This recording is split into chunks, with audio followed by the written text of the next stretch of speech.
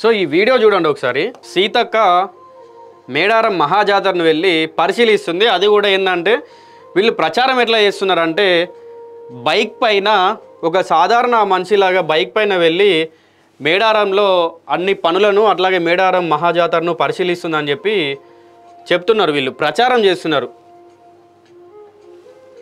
మాట్లాడదాం, వీడియో అయితే చూడండి, దీని గురించి మాట్లాడదాం మనం.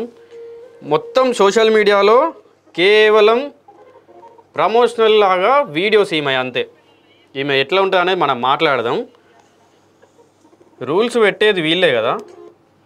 ఒకసారి వీడియో స్టార్టింగ్లో మీరు చూసినట్టయితే ఒక్కొక్క బండి మీద ముగ్గురు పోతున్నారు, ఒక్కరికి కూడా హెల్మెట్ లేవు. మరి వెనకాల ఉన్న వాళ్ళ సంగతి సీతక్క చూడలేదంటే అది పక్కన పెడదాం. ముగ్గురు వస్తున్నారు, వెనకాల ఉన్నది సీతక్క కనిపించలేదంటే మరి సీతక్కని బండి ఎక్కించుకొని నడిపేది ఎవరాయా అంటే పోలీస్ ఆయననే.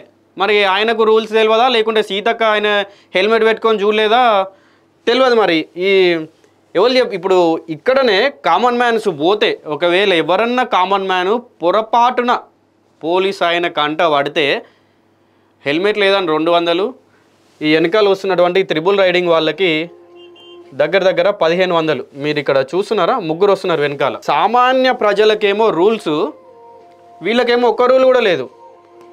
ఏదో మంచిగా అందరు కలిసి ఓ ఫ్యామిలీ ట్రిప్ పోయినట్టు పోతున్నారు. అందరు కలిసి ఒక 15-20 మంది దాకా ఉన్నారు. ఒక్కరికి హెల్మెట్ లేదు. ఈమె పోతుంది, ఈమె వెనక వాళ్ళు అత్తాళ్ళు.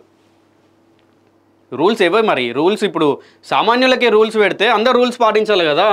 సరే, నువ్వు సామాన్యులాగానే వచ్చి ఇవన్నీ పరిశీలిస్తున్నావు, కానీ మరి రూల్స్ కూడా పాటిస్తే మంచిగా ఉంటుంది అని చెప్పి